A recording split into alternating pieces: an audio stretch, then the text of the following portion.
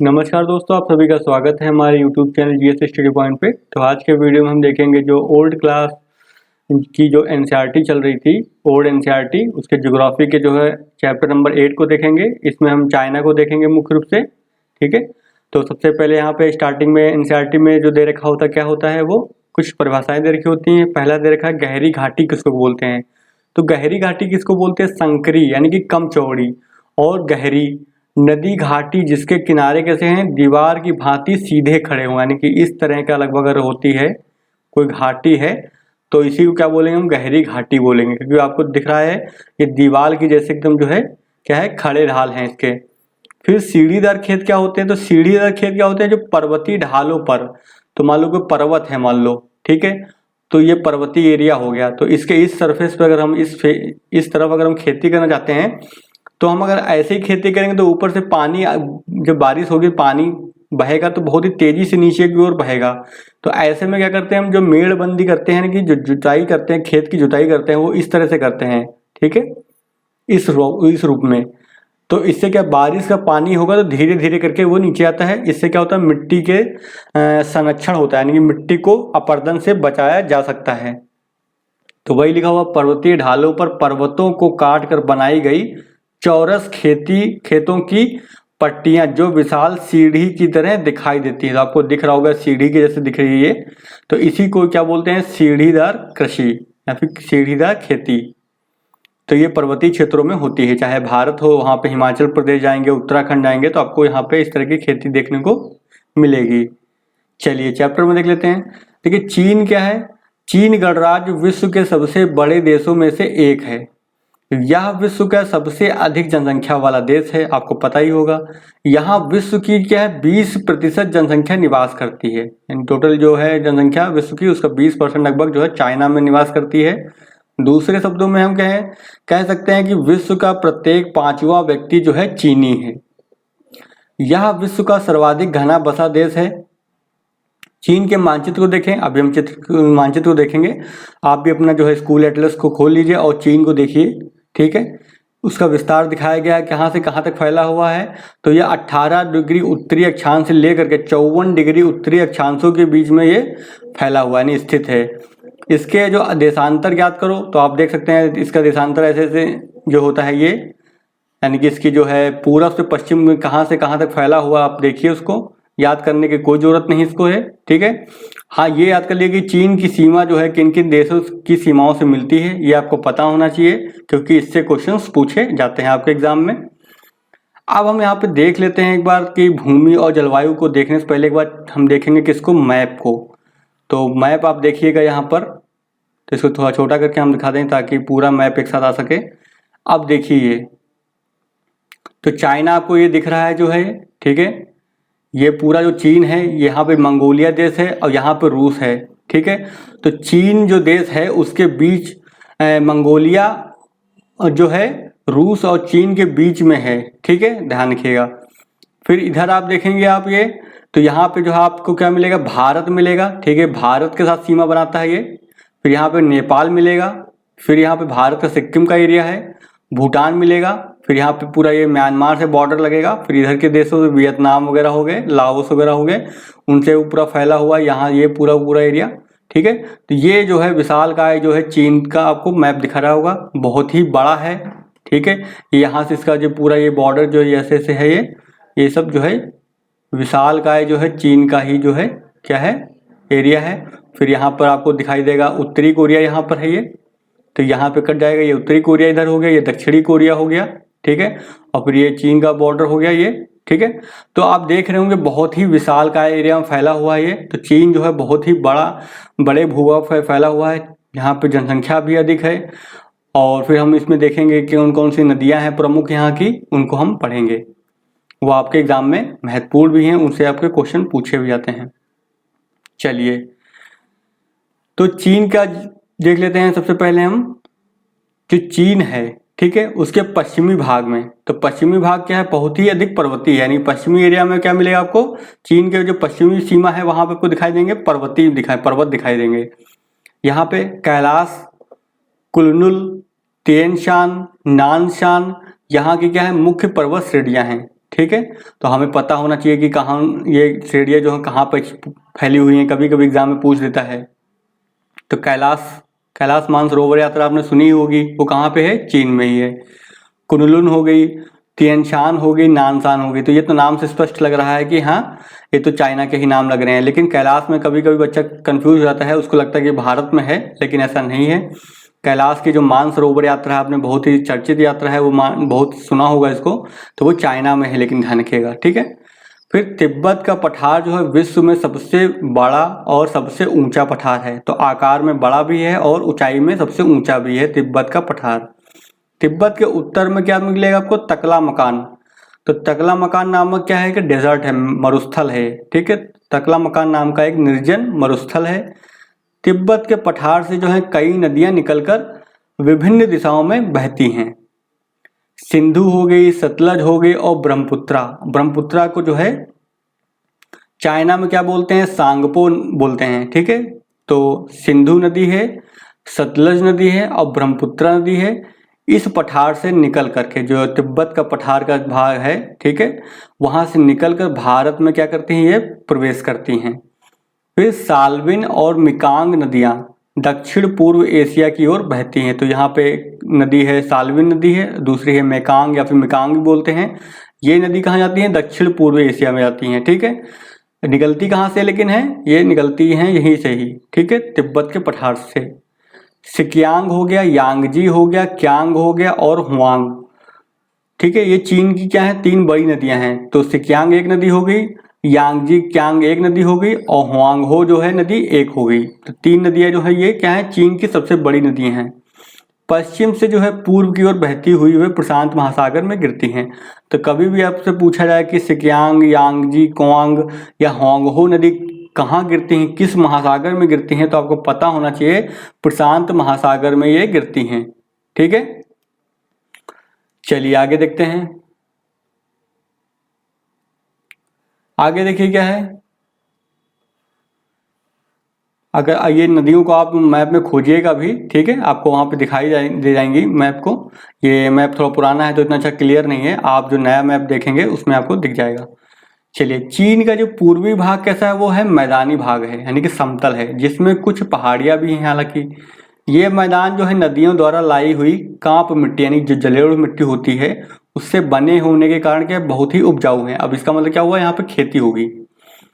दक्षिण से उत्तर की ओर जाने पर सिकियांग, यांगजी, कुआंग और हुआंगहो नदियां की प्रसिद्ध घाटियां मिलती हैं। तो दक्षिण से उत्तर की ओर जाने पर आपको ये क्रम मिलेगा, पहले सिकियांग, फिर यांगजी कुआंग और फिर उसके बाद हुआंगहो घाटियां मिलती हैं।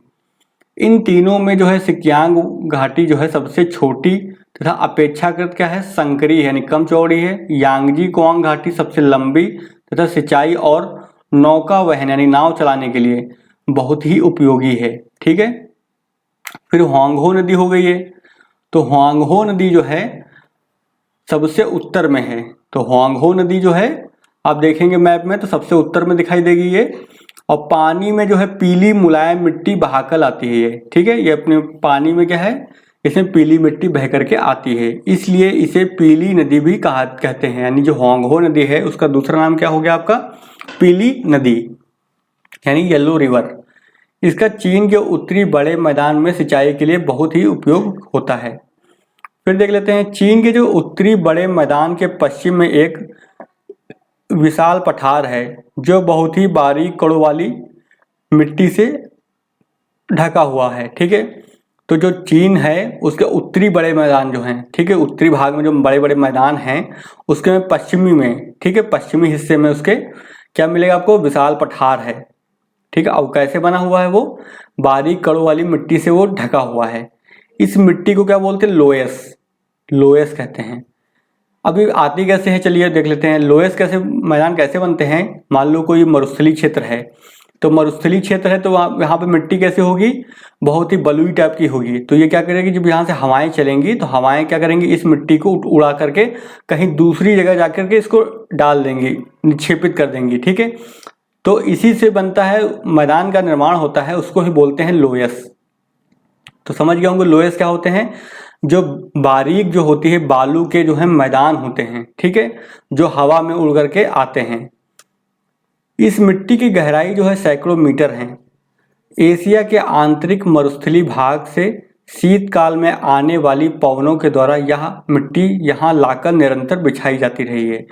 तो जो हवाएं चलती हैं ठीक मरुस्थलीय भागों से होकर के गुजरती हैं शीतकाल के समय, वो जो है लगातार यहाँ पे मिट्टी को क्या करती हैं, बिछाती रहती हैं, और वो जो है समय के साथ साथ वो इकट्ठा होती रहती है। चलिए आगे देख लेते हैं। अब हम देख लेते हैं कि चीन की जलवायु कैसी है। तो आपने देखा होगा कि चीन की जलवायु जो होगी वो दक्षिण से उत्तर की ओर जाने पर तापमान कम होता रहता है। जाहिर सी बात है, उत्तर की ओर क्या है, आपको ध्रुव मिलेगा। ठीक है, तो जैसे जैसे हम उत्तर की ओर जाएंगे ठंडा मिलेगा, और दक्षिण की ओर आएंगे तो क्या होगा, गर्म होगा। अधिकतम वर्षा कहाँ मिलेगी, तो जाहिर सी बात है वर्षा वहीं पर अधिक होगी जहाँ पे क्या मिलेगा आपको, समुद्र होंगे, समुद्र के नजदीक होगा। और समुद्र से जैसे जैसे हम अंदर की ओर जाते जाएंगे तो क्या होगी, वर्षा की मात्रा क्या हो जाएगी, वो कम हो जाएगी। तो अधिकतम वर्षा जो कहाँ मिलेगी, दक्षिण पूर्वी मानसून से होती है यहाँ पर। ठीक है, दक्षिण पूर्व मानसून से यहाँ पे वर्षा होती है, अधिकतम वर्षा। और वर्षा की मात्रा जो है दक्षिण से उत्तर की ओर और पूरब से पश्चिम की ओर क्या होती रहती है, कम होती जाती है। यानी कि वर्षा की मात्रा अगर इधर से इधर जाएंगे तो कम हो जाएगी, और इधर से जाएंगे इधर तो वर्षा की मात्रा कम होती जाती है। फिर दक्षिण और दक्षिण पूर्व में ग्रीष्म ऋतु उष्ण और आर्द्र जो है कैसी है, शीत ऋतु कैसी है, वो मृदु होती है। ठीक है, यानी ये जो गर्मी का मौसम आएगा जब, ठीक गर्मी का मौसम है, गर्मी है इस टाइम पर, मान लो गर्मी के मौसम में, तो गर्मी के मौसम में क्या होगा, जो ऋतु होगी कैसी होगी, गर्म होगी, उष्ण होगी और आर्द्र होगी, बारिश इसी मौसम में होगी। ठीक है, ये हो गया। फिर ठंडी का समय आ गया, अगर शीत आएगा, शीत समय आएगा, शीत ऋतु में क्या होगा, मृदु, यानी कि अच्छा ना तो बहुत ज्यादा ठंडा नहीं होगा, और वार्षिक वर्षा भी अधिक होती है। ठीक है, तो वही लिखा हुआ दक्षिण और दक्षिण पूर्व में ग्रीष्म ऋतु क्या है, उष्ण होती है और आर्द्र होती है। शीत ऋतु मृदु यानी कि अच्छी होती है, और वार्षिक वर्षा भी अधिक होती है। इसके उत्तर में क्या है, यांगजी। ठीक है, यांगजी द्रोणी यानी बेसिन में ग्रीष्म ऋतु क्या है, साधारण उष्ण और वर्षादायिनी है। शीत ऋतु का ठंडी है तथा वार्षिक वर्षा जो है साधारण होती है। तो बहुत बड़ा एरिया है, तो अलग अलग भागों में अलग अलग प्रकार की जलवायु पाई जाती है। ठीक है, उत्तरी चीन में जो है ग्रीष्म साधारण उष्ण है, शीत ऋतु अत्यधिक शीतल है, यानी बहुत ठंडा है, क्योंकि उत्तर की तरफ जा रहे हैं ना, तो उत्तरी भाग में तो जाहिर से ठंड तो होनी है, और वार्षिक वर्षा बहुत जो है कम होती है। तो इस एरिया में जो उत्तरी चीन का एरिया है वहां पर क्या होगा, ग्रीष्म ऋतु जो होगी वो कम गर्म वाली होगी, यानी ठीक ठाक होगी, मृदु होगी, अच्छी होगी। लेकिन जब शीत ऋतु आएगी, ठंडी का समय आएगा, तो ठंडी बहुत ज्यादा होती है वहां पर, और साथ में वर्षा भी जो है बहुत ही कम होती है यहाँ पर। तो आपने देख लिया कि चीन के अलग अलग हिस्सों में जो है अलग अलग तरह की जलवायु पाई जाती है, क्योंकि बहुत ही बड़े भाग में फैला हुआ है। कृषि की बात कर लेते हैं, तो कृषि हो गया, यहाँ पे खनन कार्य हो गया और उद्योग। चीन वासियों के क्या है, 3 मुख्य व्यवसाय, यहाँ पे खेती भी होती है, माइनिंग भी होती है, और इंडस्ट्री भी यहाँ पे लगी हुई है। आर्थिक विकास में देखते हैं, पहले कृषि को देख लेंगे। यद्यपि चीन का जो क्षेत्रफल है भारत के क्षेत्रफल से कितना है, 3 गुना अधिक है। यानी कि भारत का जितना आकार है, भारत का आकार कितना है, 32 लाख किलोमीटर स्क्वायर एरिया है, भारत का क्षेत्रफल है। तो इसका 3 गुना कर दो तो क्या हो जाएगा, वो चीन का क्षेत्रफल हो जाएगा। किंतु कृषि के अंतर्गत भूमि जो है भारत से कम है, वहां पे खेती कम एरिया में होती है। ऊबड़ खाबड़ धरातल, कम वर्षा और अनउपजाऊ मिट्टियों के कारण देश के उत्तर और पश्चिम में स्थित विशाल भूभाग जो है कृषि के लिए क्या है, वो इतने अच्छे नहीं हैं। ठीक है, तो वही लिखा हुआ है, कृषि के लिए क्या है, अनुपयुक्त है, यानी कि अच्छे नहीं है। अधिकांश कृषि कहाँ पे होती है, योग्य भूमि मिलेगी दक्षिण में मिलेगी और पूर्व में मिलेगी। कृषि पर जो है जनसंख्या का दबाव बहुत अधिक है, क्योंकि पॉपुलेशन विश्व में नंबर 1 पे है, इसलिए कृषि योग्य भूमि के चप्पे चप्पे पर, यानी कि हर हिस्से पर कृषि की जाती है। यहाँ तक कि पर्वतीय ढालों पर भी सीढ़ीदार खेत बनाकर कृषि की जाती है। तो सीढ़ीदार खेत कौन से होते हैं, हमने स्टार्टिंग में ही देख लिया था। चलिए आगे देख लेते हैं। अब देखते हैं चीनी कृषक जो है 4000 वर्ष से अधिक समय से कृषि करते आ रहे हैं, अतः वे अपने दीर्घ अनुभव यानी कि पहले समय के जो अनुभव हैं, लंबे समय के जो अनुभव हैं से विभिन्न भागों के लिए सर्वाधिक उपयुक्त फसलों तथा मिट्टी की उर्वरकता को सुरक्षित रखने के ढंगों को अच्छी तरह जानते हैं। यानी कि कैसे जो है अच्छे तरह से फसल उगाए हैं हम, कैसे जो है मिट्टी को की उर्वरकता जो यानी कि उपजाऊपन को बनाए रख सकते हैं, ठीक है, उसको जानते हैं कि कैसे ये किया जा सकता है। यहाँ प्रायः जो है प्रति एकड़ पैदावार अधिक होती है, यानी कि उत्पादकता जो है वो क्या है, वो हाई है, ठीक है। वास्तविकता यह है कि चीनी कृषक जो है माली के समान अपने खेतों में उगी फसल के प्रत्येक पौधे की कुशलता से देखभाल करता है। वर्षा और हिम के जल को वह सिंचाई के लिए सुरक्षित रखता है तथा अपनी भूमि की पैदावार बढ़ाने के लिए खाद का भी प्रयोग करता है। इस प्रकार चीन में क्या है, सघन कृषि की जाती है, इंटेंस क्रॉपिंग। सघन कृषि कौन सी होती है, जिसमें मानव श्रम अधिक लगता है, उसको ही बोलते हैं सघन कृषि। चलिए आगे देख लेते हैं। अधिक जनसंख्या के पोषण की आवश्यकता होने के कारण चीन में मुख्यतः जो है खाद्य फसलों ही उगाई जाती है, यानी कि यहाँ पे जनसंख्या बहुत अधिक है तो फसल कौन सी लगाई जाती है, जो खाने वाली होती है। इसलिए दक्षिणी और मध्य चीन में चावल क्या है, मुख्य फसल है। चाय तथा गन्ना अन्य प्रमुख फसलें हैं। उत्तरी चीन में गेहूं, सोयाबीन, ज्वार, बाजरा मुख्य रूप से उगाई जाती हैं। तो जहाँ बारिश कम होगी जाहिर सी बात वहाँ पर ही जो है गेहूं लगाया जा सकता है, सोयाबीन है, ज्वार है, बाजरा है, ये सब उगाया जाता है, ठीक है।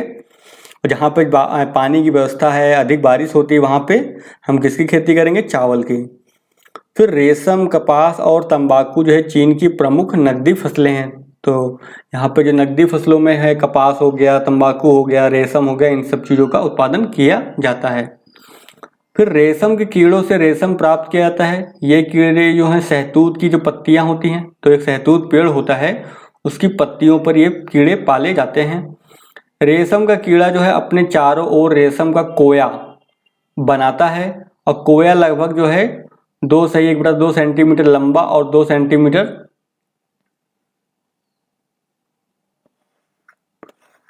चौड़ा होता है। उसका आकार बता रखा है तो हमको कोई याद करने की जरूरत नहीं है। यह रेशम के कीड़े के मुंह से जो है निकले हुए चिपचिपे रेशे से बना होता है। कीड़े से जो है पतंगा बनने के पूर्व ही कोए को उबलते पानी में क्या करते हैं, डाल देते हैं। यानी कि कैसे रेशम बनाते हैं उसकी विधि है, ताकि पतंगा कोए को काट कर बाहर ना निकल सके और रेशम को खराब ना कर सके। फिर इनसे क्या है, रेशम का महीन धागा निकाल कर रीलों पर लपेट लिया जाता है और रेशम के कीड़े पालने और उनसे कच्चा रेशम पैदा करने को रेशम कीट पालन कहते हैं। तो हो गया ये कैसे रेशम कीट पालन किया जाता है उसकी विधि को बताया गया है, ठीक है। चलिए आगे देख लेते हैं। देखिए सुअर हो गया, मुर्गी हो गया, बत्तख हो गया, चीन के क्या है प्रत्येक भाग में घरेलू प्राणी की भांति पाले जाते हैं, यानी हर घर में ये पाले जाते हैं। घास स्थल पर घोड़े हैं, ऊंट हैं, भेड़ हैं, बकरी हैं पाली जाती हैं क्योंकि घास खाते हैं। देश में पशुओं की बहुत कमी है, इसलिए यहाँ दुग्ध व्यवसाय क्या है अधिक महत्वपूर्ण नहीं है। समुद्री तटों पर बाढ़ के पानी से भरे धान के खेतों में मछलियां पकड़ने का धंधा महत्वपूर्ण है। यानी कि यहाँ पे जो समुद्री इलाकों में जो है चावल की खेती की जाती है, धान की खेती की जाती है, ठीक है। तो उसमें क्या है मछली को जो है पकड़ने का मुख्य रूप से कार्य किया जाता है, यानी कि वहाँ पे मछली को भी साथ में पाला जाता है। तो कृषि भी हो रही है, साथ में मछली पालन भी हो रहा है। अब हम देखेंगे खनन, माइनिंग को देखेंगे क्योंकि बहुत बड़ा हिस्सा इसके चीन के अंदर का आता है और यहाँ पे बहुत सारे खनिज पाए जाते हैं, ठीक है। तो यहाँ पे जो है माइनिंग भी मुख्य रूप से की जाती है। तो चीन में बहुत से खनिज जो हैं जैसे तांबा हो गया, टिन है, लोहा है, कोयला है, टंगस्टन है और एंटीमनी पाए जाते हैं। खनिज तेल जो है सीमित मात्रा में ही मिलता है। यहाँ लोहे और कोयले के क्या है बड़े बड़े भंडार होने के कारण लौह और इस्पात उद्योग की बहुत अधिक प्रगति हुई है। यहाँ छोटी तथा भारी मशीनें, यंत्र और यातायात संबंधित कल पुर्जे बनाए जाते हैं। इसी प्रकार कपास और कच्चे रेशम की अधिक पैदावार होने के कारण यहाँ वस्त्र उद्योग का क्या हुआ, अत्यधिक विकास हुआ है। चीन के जो अन्य उद्योगों में कौन से, बिजली का सामान हो गया, रासायनिक पदार्थ हो गए। आजकल तो चीन हरी चीज़ बना रहा है, देखते होंगे भारत में जो काफ़ी सामान जो है कहाँ से आता है, वो चीन से ही आयात किया जाता है। कागज हो गया, कांच हो गया, खाद्य सामग्री तैयार करने के उद्योग भी यहाँ पे सम्मिलित हैं। जनसंख्या है तो जनसंख्या के जो आंकड़े हैं वो पुराने हैं, तो चीन की कुल जनसंख्या जो है 120 करोड़ से ज़्यादा है, ठीक है। और यहाँ पे औसत घनत्व कितना है, 137 व्यक्ति प्रति वर्ग किलोमीटर है। किंतु जो वास्तविक वितरण क्या है, बहुत ही असमान है, क्योंकि बहुत बड़े हिस्से हैं वहाँ पर रहने लायक कोई व्यवस्था ही नहीं है। वहाँ पे जलवायु कैसी है, बहुत ही बेकार है, कठिन है, कठोर है, जिससे मरुस्थलीय भाग में कोई रहना चाहेगा, नहीं रहेगा। कहाँ रहना चाहेगा हर कोई, जो मैदानी इलाके होते हैं जहाँ पे अच्छी खासी खेती होती है वहीं पे तो रहेगा आदमी, ठीक है। तो चीन के उपजाऊ भागों में जनसंख्या का घनत्व कितना है, 400 से लेकर के 800 व्यक्ति प्रति वर्ग किलोमीटर है, यानी कि यहाँ पर ही मुख्य रूप से लोग रहते हैं जो उपजाऊ भाग हैं। फिर इसके विपरीत क्या है, तिब्बत हो गया, मंगोलिया हो गया, पर्वतीय भागों में जनसंख्या क्या है, बहुत ही कम होती है, कम रहती है, क्योंकि ऐसी परिस्थितियों में कोई भी रहना नहीं चाहेगा जहाँ पे जो है रहना बहुत ही कठिन हो। फिर आगे देख लेते हैं हम, चीन के विशाल आकार और जनसंख्या की दृष्टि से यहाँ यातायात के साधन क्या है, अपर्याप्त हैं, यानी कि लोग ज़्यादा हैं और जो ट्रांसपोर्ट की क्या है, कमी हो जाती है। नदियों का जो प्राकृतिक यातायात मार्गों के रूप में उपयोग किया जाता है, तो जो नदियाँ हैं उसको क्या करते हैं हम क्या बोलते हैं, सामान को ट्रांसपोर्ट करने के लिए या फिर लोगों को ट्रांसपोर्ट करने के लिए भी इसका इस्तेमाल किया जाता है। अब यहाँ सड़कों और रेल मार्गों का तेज़ी से विकास हो रहा है। तो आपको पता है वर्तमान में जो चीन का जो है इंफ्रास्ट्रक्चर है बहुत ही ज़्यादा विकसित हो चुका है। जो बीजिंग है वो क्या है, चीन की राजधानी, तो हमें पता होना चाहिए, हमारा पड़ोसी देश है, साथ में हमारा पड़ोसी देश है, दुश्मन देश है ये, ठीक है। तो चीन की राजधानी क्या है, बीजिंग। और संघाई क्या है, देश का सबसे बड़ा पत्तन और वस्त्र उद्योग का बड़ा केंद्र है, ठीक है। तो संघाई भी क्या है, एक प्रमुख केंद्र है यहाँ का। कैंटन और नानकिंग देश के अन्य प्रमुख नगर हैं। तो कैंटन भी कहाँ है, ये भी चीन में ही है, और नानकिंग कहाँ है, ये भी चीन के ही नगर हैं। चलिए आगे देख लेते हैं हम ताइवान को, ठीक है। तो चीन के ही पड़ोस में आपको दिखाई देगा एक मैप में ताइवान, ठीक है। ताइवान द्वीप जो है चीन की प्रमुख भूमि से कुछ दूर स्थित है, थोड़ा सा हटके है। इस द्वीप की अपनी पृथक सरकार है जिसे प्रायः राष्ट्रवादी चीन कहा जाता है। इसकी कुल जनसंख्या क्या है, लगभग 2 करोड़ के आसपास है। चावल यहाँ की जो है मुख्य फसल है, और ताइपे इस द्वीप की क्या है, राजधानी है। तो ताइवान की राजधानी कौन है, ताइपे, ध्यान रखिएगा। तो अक्सर जो है चीन जो है इस पर क्या अपना कब्जा जमाने की कोशिश करता है ये, और तो इसलिए जो है ताइवान और जो है चीन में जो है आपस में क्या होता रहता है, विरोध होता रहता है, आपस में जो है मनमुटाव होता रहता है। और अभी तो यहाँ पे आंदोलन भी चल रहे हैं, ठीक है। तो चलिए आज का वीडियो फिर हम यहाँ पे ख़त्म कर देते हैं, ठीक है। आई होप आपको वीडियो समझ में अच्छे से आ गया होगा। और कुछ चीज़ें हैं जो वहाँ पे याद करनी पड़ेंगी कि कुछ नदियाँ हैं, कुछ पठार के पर्वत के नाम हैं, वो आपको याद कर लेना है, इनको नोट कर लीजिएगा अलग से, जो आपके एग्ज़ाम में पूछे जाते हैं, ठीक है। तो चलिए आज का वीडियो फिर हम यहीं पे ख़त्म करते हैं और फिर मिलते हैं नेक्स्ट वीडियो में। अगर वीडियो आपको पसंद आता है तो लाइक कर दीजिएगा और कमेंट करके बताइएगा आपको वीडियो कैसा लगा, और चैनल पर नए हैं तो चैनल को सब्सक्राइब कर लीजिएगा, ठीक है। ओके, मिलते हैं फिर नेक्स्ट वीडियो में।